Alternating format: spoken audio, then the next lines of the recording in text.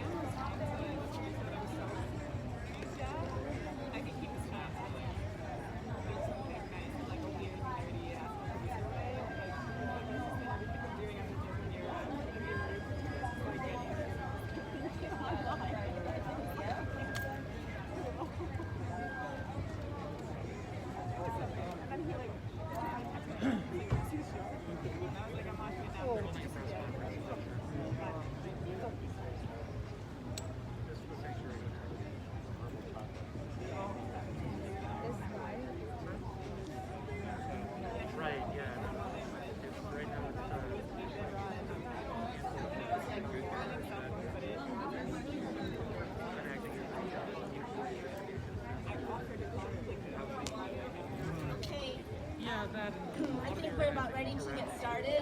Can we start to bring the noise down a little bit so that we can all hear each other, please? So, my name is Sheila Delaney, and my role here is strictly to facilitate this conversation to make sure that residents' voices or community members' voices are heard directly from them. We know you've come with a lot. We know you've come with a lot of questions, and that's very understandable. However, this is the way that this press conference is going to proceed from this point on. I'm going to introduce you to some of the leadership among these residents, and then we are going to respond to the simple question. It's what needs to happen next? And after that, I'm going to turn it over to the residents. This is about the residents. I am here as a private citizen, as a community volunteer, as a resident of Minneapolis, because housing is a human right. And we can no longer act like housing is not an emergency. It was an emergency well before COVID. Those of you on this parking lot, you all know the emergency that housing is. We can't say it's an emergency and not do anything about it. So whatever you feel right now about what's going on, ask yourselves this: where do these people go if they're not here?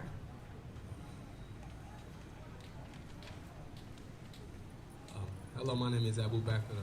I'm a resident here. I've been staying here for the last week. I'm here to help facilitate the press conference as well. If you guys have any questions, you guys can ask us. Everything is still a bit of a rush right now. It's just happened, so maybe we can take some time out and figure out what's going on around here.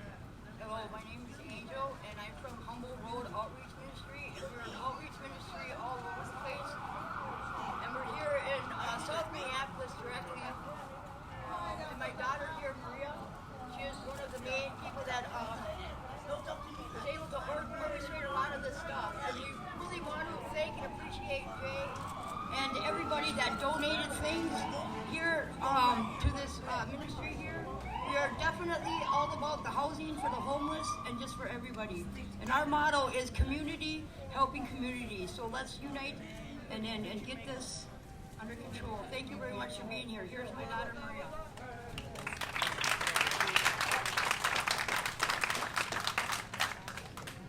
My name is Maria Bowman. Master, aka Moon, to everybody else out here. I live here. I lived on the streets before all this happened, so I could give back to my community.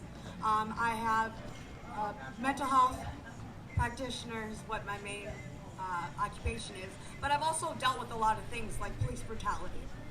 Recently, I was in an encounter with police brutality and was arrested for the first time. And my mother, a part of Humble Roads, taught me everything I know on how to run a business and how to treat people the way they want to be treated. Okay? Everybody should be treated fairly. No matter what, we all got the same blood running through our veins, okay? You have to understand that sometimes you may not understand, and that's okay. But be kind, always. The people that live here, I live here with them, okay? And I want you to understand that we need housing. We need provisions to give to people. Not only have we been helping the people in here, I've been orchestrating packs to get out there and reach the lost. I am Native American, and we are part of a lost tribe. And I will make my need cheese great again. Thank you.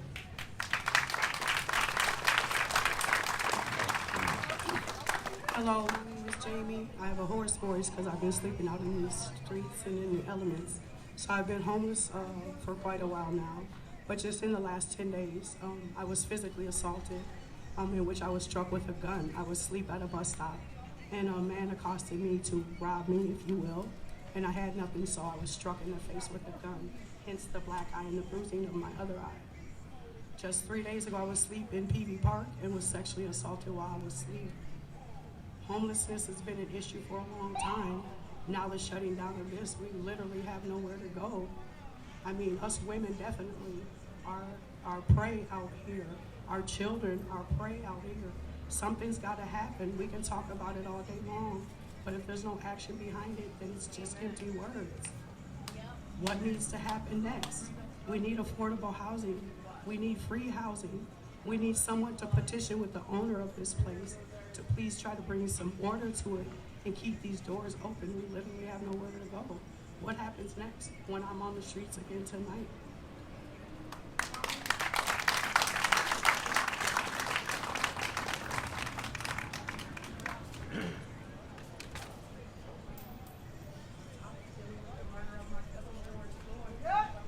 Hello. God bless America. You know, my name is Brookeem, last name Flying Hawk, but I've been homeless for the last 2 years. Sleeping on the streets, sleeping at the bus stops, sleeping everywhere, until they got burned down. You know, they gave this to me today. They're kicking us. They said they're going to give us out of here.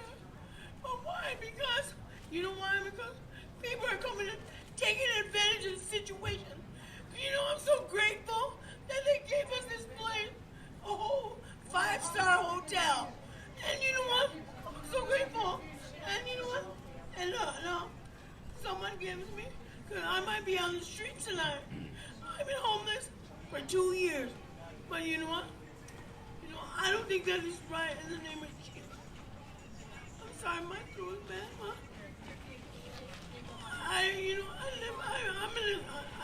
I sleep in my scooter. But anyway, you know what? I just pray. You know, we gotta get rid of all these drugs, alcohol, drugs, alcohol.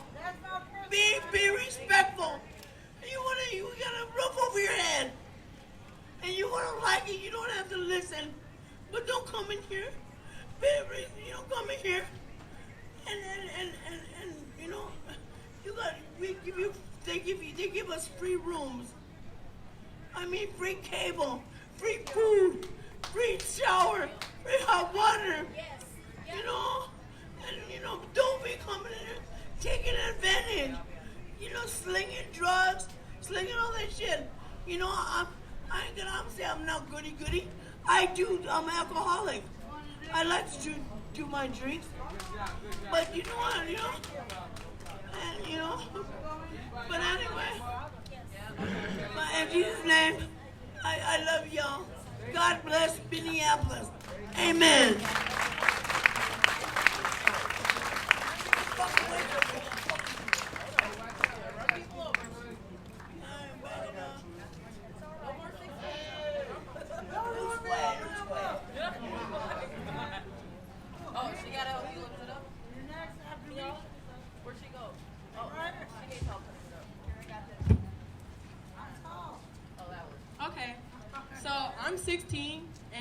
I discovered this place after getting an argument with my family, and they opened up their doors to me. I was on a wait list for a room, and I was waiting actually a few days for a room, but I saw people that was going in there that actually needed a place to stay, but then I also seen people that was going in there that didn't need a place to stay. And then, like, as she said, they started taking advantage and stuff. And I get it for, like, the drug addicts that you do, like, you probably need, like, a little dose of it or something sometimes to get through your problem. But y'all should at least take it outside. Take it outside to be respectful to this place for even offering open doors, free rooms, 5-star service, always at your need. People should respect that. And especially now the building is burning down. Like, we got this place out here to help people. Not to just to ruin it, because that's just gonna make them look bad, and then it's gonna make this place look bad. And it's not even the people that's in here that's making it look bad. It's the residents that's up in here. Cause I see the staff. They out here. They're providing services, housing programs, youth programs. Cause they gave it to me, and I called them, and it helped me get back on my feet. And I do appreciate the staff that was here that was helping, because now I have a whole job interview this Thursday. Just for being here.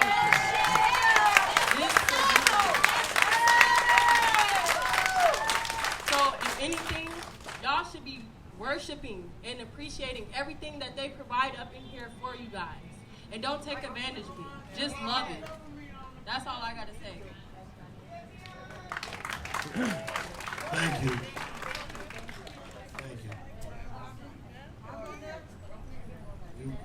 Of course you can. All I want to say is that, like, for everyone before the sound of my voice,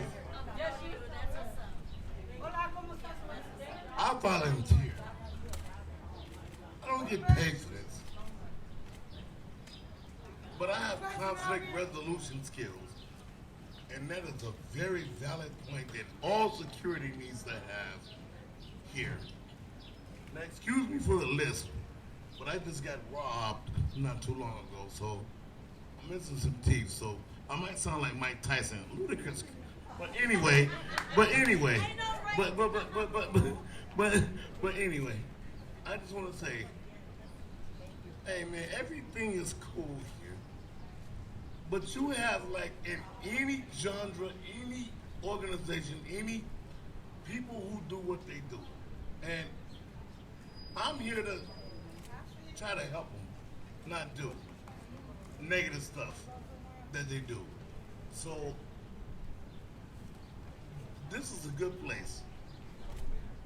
This guy, well, no, actually, 40 seconds. I'll shorten my own. But anyway, that's a comprehensive summary. But look, it's love here, there's people here, there's families here. Come on now. For all those individuals who act stupid, don't. I'm done. Thank you.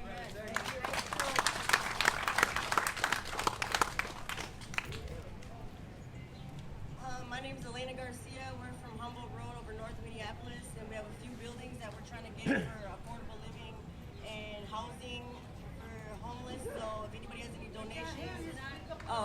any donations or anything like that, would like to help out, you can find us online, Humboldt Road, North Side. Thank you.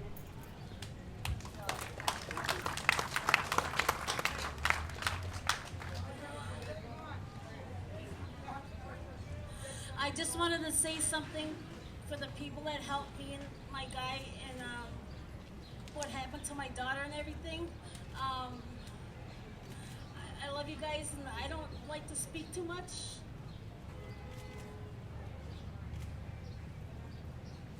I love you all. Thank you.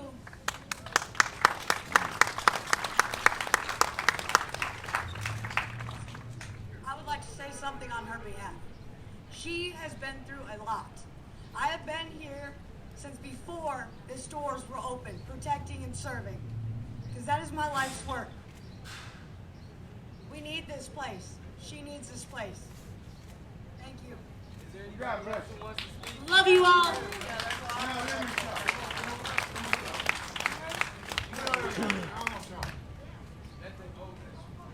Hey, my name is Amanda Butcher, and they burned down my 10 cities. I have 5 of them over there, and the police did us wrong. So we're all over here like this? What you mean? I have babies and everything in my tents. What you mean? So this shit is not good. It's not good. It's not good. I'm still going, but I'm going, and I'm gonna be right. But we natives, we gotta stick together. But natives, we all gotta stick together like a United. You know what I'm saying? United, please. Please help us out. You hear me? We need this because they did us to us. After the same thing. Okay.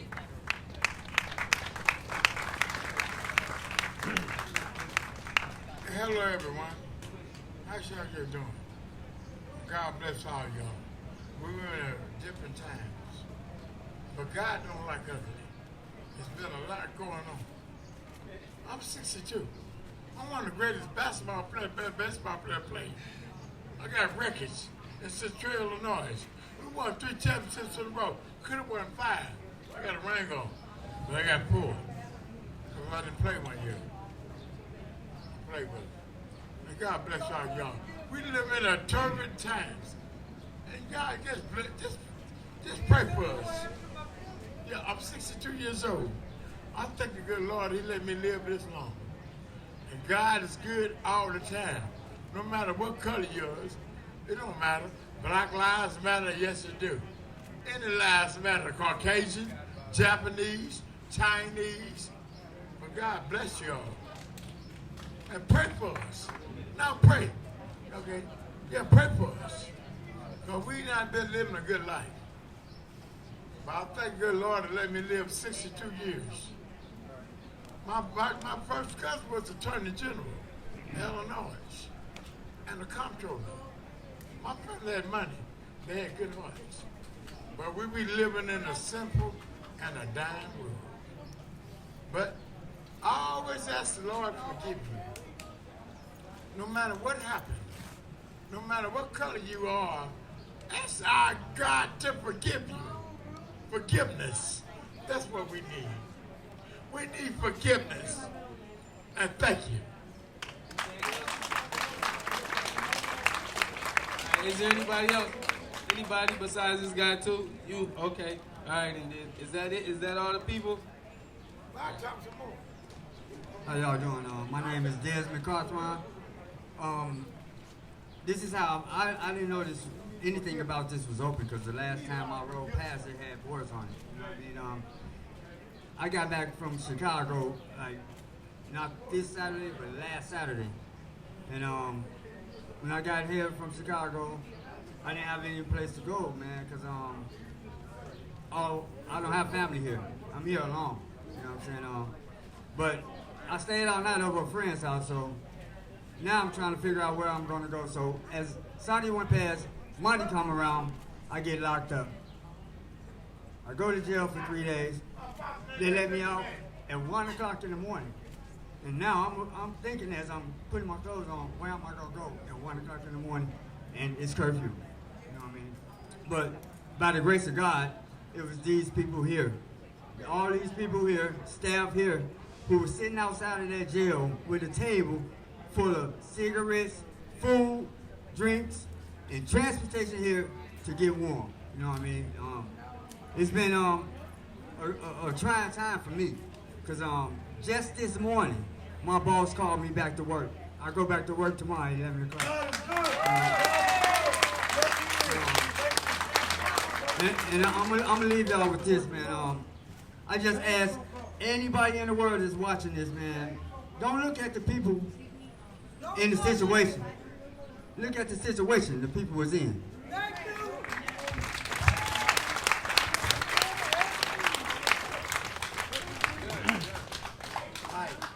Hi, my name is Juan Yance. I've been living out on the streets during the wintertime, 40 below zero, also during an ice rain. I get a place like this, I help out when I can. I try to do return. They allowed me to come live here. I was able to volunteer to help out. So thing about it is, these people are kind and considerate, and they help the community. Not just the people who are here. They gave to the community. So I think it's only fair that the community stands up and helps the people here. God bless you guys.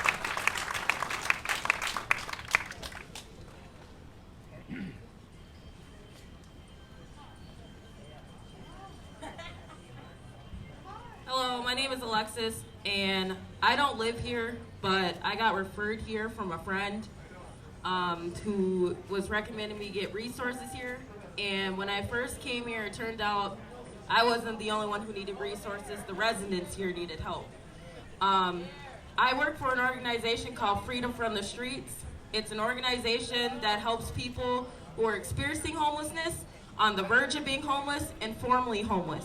And my role is I help with people who are dealing with child protection because I'm dealing with child protection.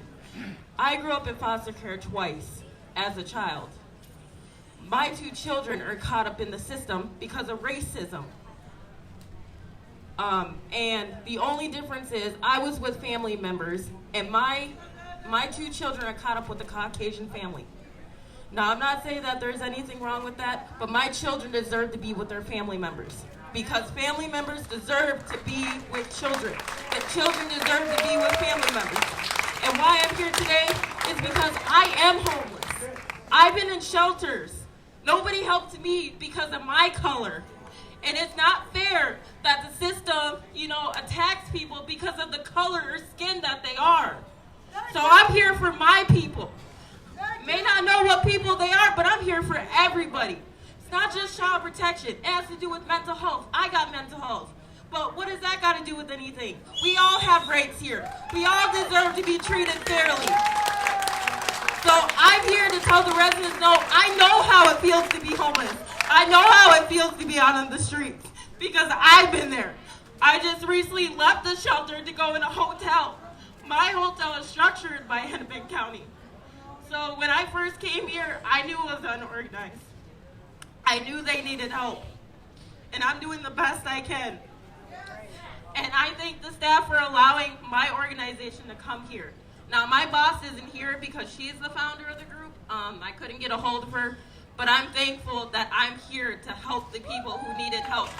But it's not fair, and it's not fair to the residents who actually live here. They get their house jeopardized because other people who don't live here want to take advantage of the homeless people. We're tired of being taken advantage of. This is an emergency. We need housing.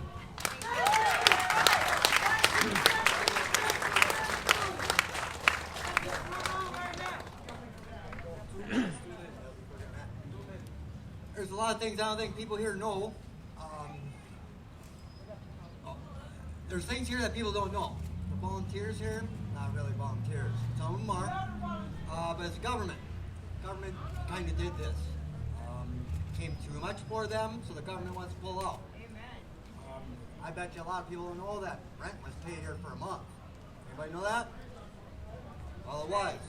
So we're going to bring problems. We're homeless.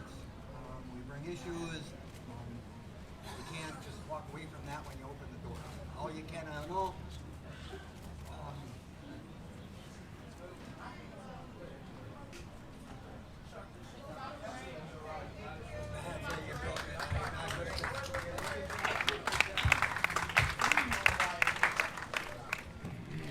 This is Desmond again. I'm just crying for the people who's unfortunate as I am to have a job now. I mean, look at them. Don't look at me. Make it good for the ones behind me.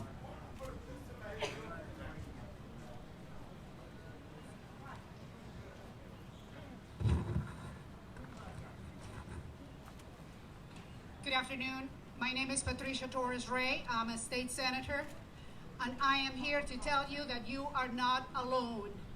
I am with you, and I want to be a voice for you. I want to be your voice in the Minnesota Senate, in the legislature. We need you to stay here. You already heard, if you do not have a home, and if you don't have an address, how can you get a job? How can you give an address to receive treatment? How can you have visits with your children? You are separated from your children, from your family. If you don't have a home, there is really no way for you to organize your life and to bring what you see the pride here. They want to have a job. They want to have a home. They deserve that. I want you to hear that and to be a voice for this community. There are 71 encampments in the metropolitan area today, according to the Transportation Department. We got an inventory, 71 encampments, and the largest is in Hiawatha Avenue, which is in my district. It has been growing every single day, more and more people. The overwhelming majority of the people who live in the encampments are Native American, African American, and low-income people. They deserve better, and I want to ask you to be a voice for reform and change. We need resources to help this community. We cannot continue to talk about being Minnesota nice, to talk about the best indicators for children, for education, for the economy, when we have the deep disparities that exist in this state. Enough is enough. We have been talking about disparities for as long as I live in this country. 33 years it's been for me, talking about the deep disparities that exist in this state, and we've done very little. I want you to be a voice for the community. I want you to send this message. We now know that the world is watching. The world is watching. These disparities need to end, and we need your help. Tomorrow, we start conversations about coming to special session, and we don't have a clear sense of what the investment is going to be. Please ask those questions. Ask the question about how are we going to resolve the issue, and really pay the small amount of money that is necessary to keep people in this place, for them to be safe and to live with dignity. Thank you so much. We're with you. Good afternoon, everyone. My name is Sheraton Hassan. I'm a state representative for this district. This is my district. I want to tell you that I see you, I hear you, you matter. Your lives matter. I don't know who needs to know this, but housing is a human rights issue. People need to be housed. It's adequate housing. Before COVID-19 came, we had disparities. Minnesota had one of the worst disparities in every sector of life. Then COVID-19 came, and what COVID-19 laid bare was all the inequities in our systems. And then George Floyd's murder also did, and the civil unrest also showed us that people are tired. We're tired of disparities. We're tired of inequities. We're tired of people who have mental health, mental illnesses being criminalized. We're tired of people who are homeless being left out. This, if we want to picture this one Minnesota picture, everyone needs to include in this picture. And as your state representative standing in my district right now, I will tell you that I ran for an office to make things change. I am not a politician at heart. I am a community organizer at heart. And I will continue fighting for homelessness, fighting for mental health, fighting for police brutality, fighting for income inequity. I will continue until everyone is included in this picture that we keep painting, saying that Minnesota nice, and there is one Minnesota. One Minnesota means each and every one of us has a value. Each one of us lives matter. Thank you.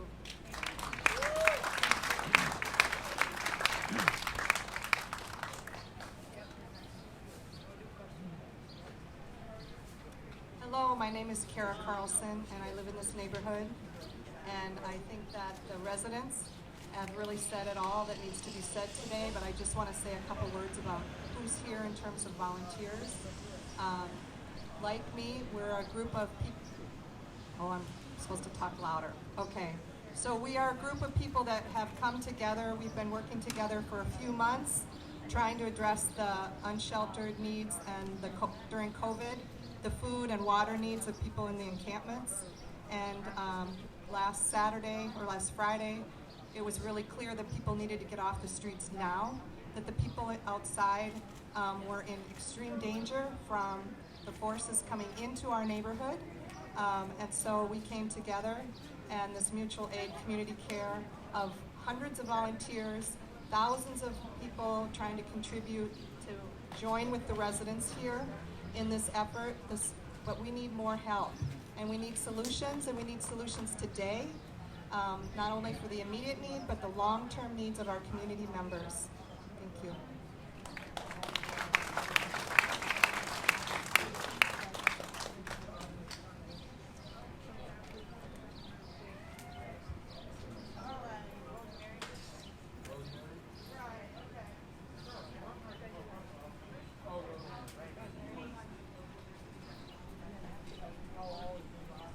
Good afternoon, everybody. Is this loud enough? I am extremely moved by the organizing that the residents here are doing. It is, I'm becoming speechless because of it. I just want to take a moment, though, to acknowledge that we were given this power by George Floyd, who worked at a shelter in Minneapolis. He should not have been killed by the police, but I want his legacy to include things like this, things like being able to house people. He advocated for people who were experiencing homelessness during his life. People here knew him, and today he was laid to rest in the ground, and I don't want to lose sight of that. I've met so many good people here. I'm going to let them speak for themselves. Thank you very much.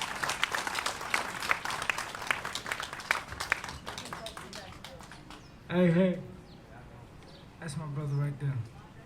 Nice to meet you all. I'm James Badu Ill.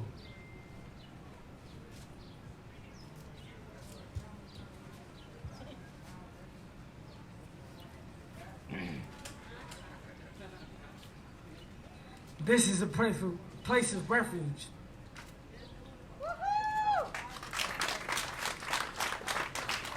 People live here. People eat here. People are safe here. When the police was gone, after they sat 8 minutes on George Floyd's neck, they went to go protect the police department.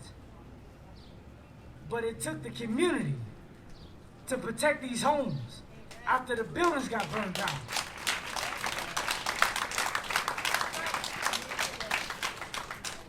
Homelessness is not new to Minneapolis, especially on the south side, especially for black people. When black people make up 64% of the homelessness in Minnesota. For you to lock people out, to say that they can't come, to get rid of cars, to make sure that they don't enter, and to put them back into a zone where they have no food because it's all burnt, no shelter because it's all gone. That is a decision that Minnesota has made. And Jacob Fry, you already know me. Governor Watts, you know me as well. Very well. This is no longer about a civil rights issue. This is about a human rights issue.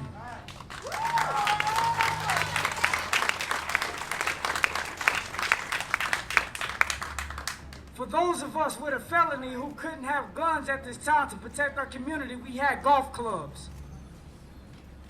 Absolutely, you fucking right, we protected our community with a golf club. Governor Walls.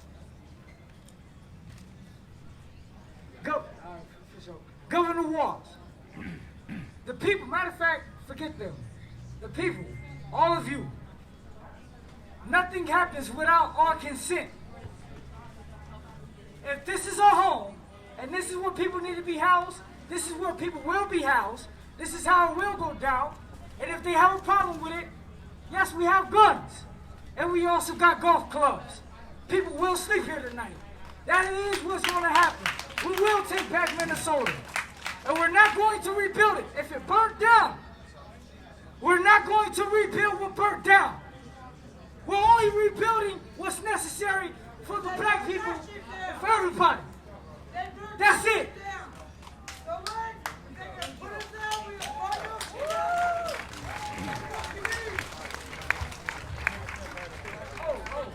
Also, my bad, we got hygiene products to the side right here. If you need hygiene, if you need anything, we got all resources. If you got a home right now, you stay on the south side or the north side. We got plywood, we got drywall, we got power tools, we got anything that you need. We're not waiting for Target to build up. We're not waiting for Walmart. We build a Walmart. We live here. We live here. The police tear up these jails, but we live here. And that's that. Well, hello everybody. My name is Curtis. I am a proud Minneapolis community member. And I just have to say, the last couple of days that I've been down here, I've witnessed a community come together and supply a necessity to the community. You can't create a vacuum right now and remove these people. Look around you. Buildings burnt, everything's boarded up. The weather is either too hot or it's raining. People deserve simple human elements, food, clothes, and shelter. It's provided right here, right now. It has been provided. Is it perfect? Far from. Far from. But ultimately, an imperfect system led us to the point that we are right now to end up in a place like this, where community members had to find a place to protect other community members from violence and mayhem.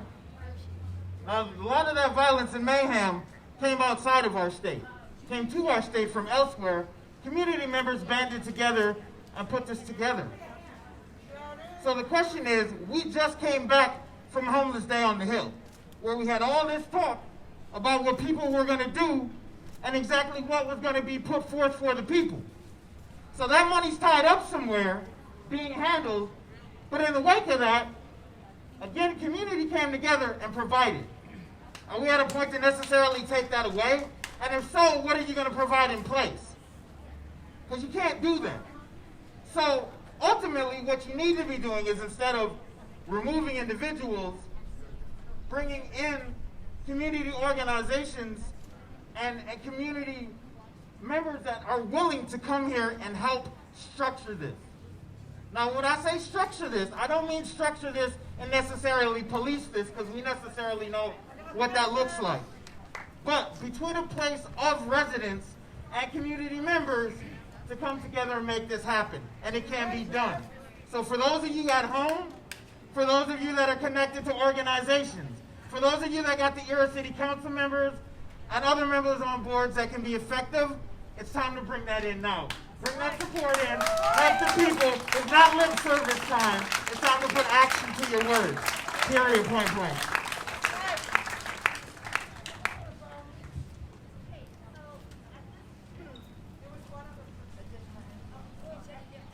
At this time, what we're going to do is start taking questions from press. If there's a question that I feel is going to cause any trauma whatsoever, we will not be commenting, and I'm going to make that call. Anybody in the community can override me, but please think about the impact the question might have on somebody listening. Okay, so go ahead.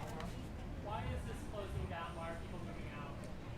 We are in transition right now. I wouldn't say definitively we are necessarily closing down. As you see here, we have a community that's organizing, so it remains to be seen what's going to happen next.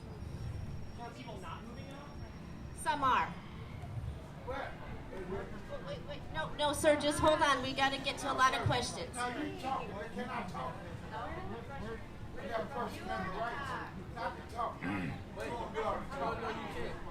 Hey, God bless all y'all. If put these people out, they got nowhere to stay. They have not had the experience or stuff like that to do that, and it was a lot of pressure on them. Hello, everyone. God bless y'all. See, they trying to cover stuff up. It's people living out here dying. they're killing people, but this just started happening. But we need peace, and unity. God bless all of the news media and all that. My first cousin used to be the Attorney General of Illinois and the comptroller. I'm talking to somebody, and y'all that know somebody. We need love, and we need peace. But these people ain't got nowhere to stay. What you gonna do? Put them out? Now you gonna put them out? No, you gonna put them out? And children too? And little babies? That is sad. We live in a sick and dying world. But God say forgiveness. Forgiveness. Forgive that police that done that. Forgive everybody that does something wrong in their life. I ain't been no saint, and I ain't no God angel.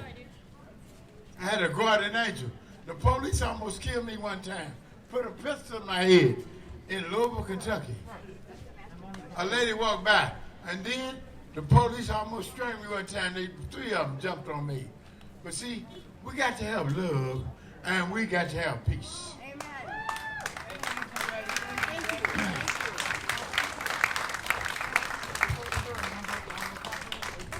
What's going to happen? We have a statement we want read. I know you guys are really itching to ask questions, but we have another statement that you need to hear.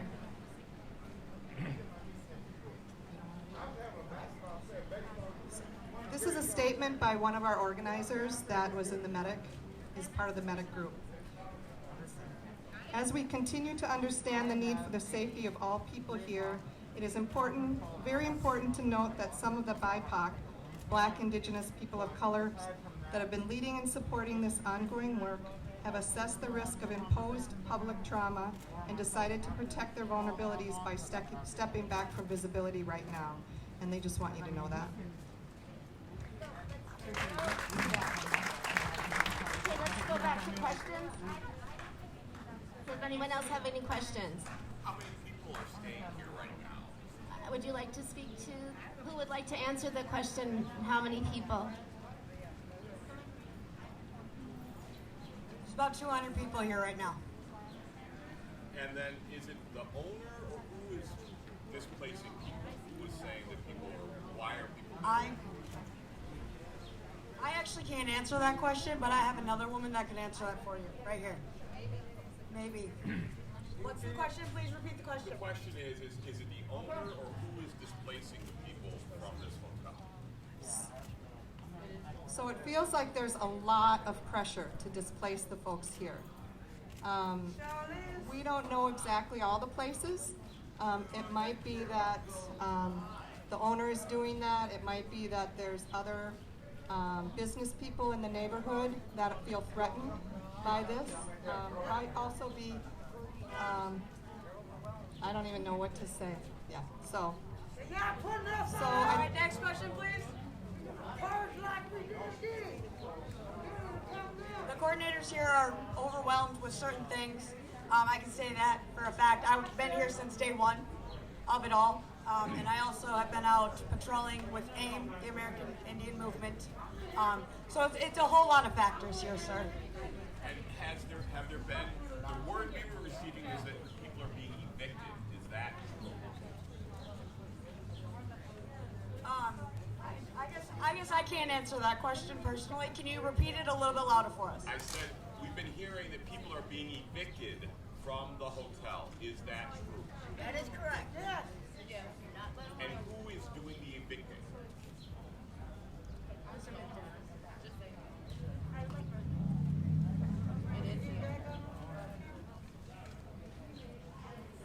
I don't know if the owner has the power to evict us.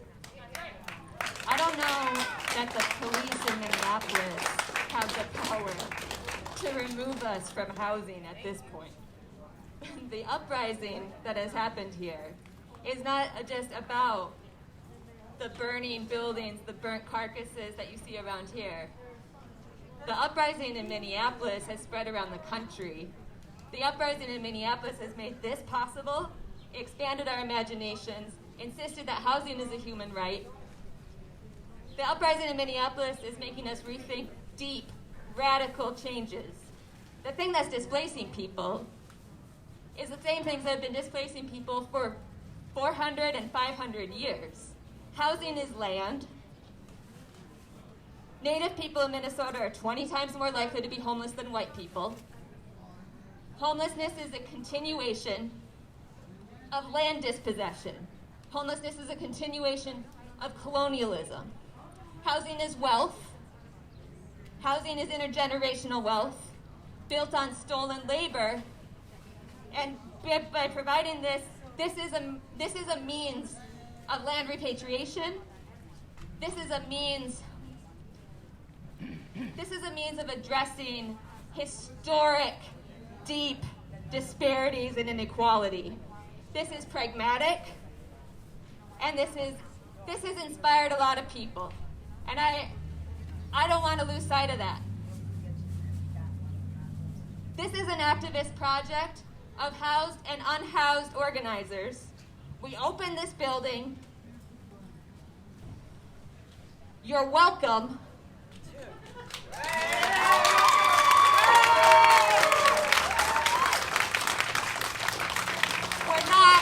We're not a charity. We're not a housing program. We're not a social service agency. We're here to return the land and return the resources to the people that built them, the people that deserve them, and now it is time for the state to step up and do its job.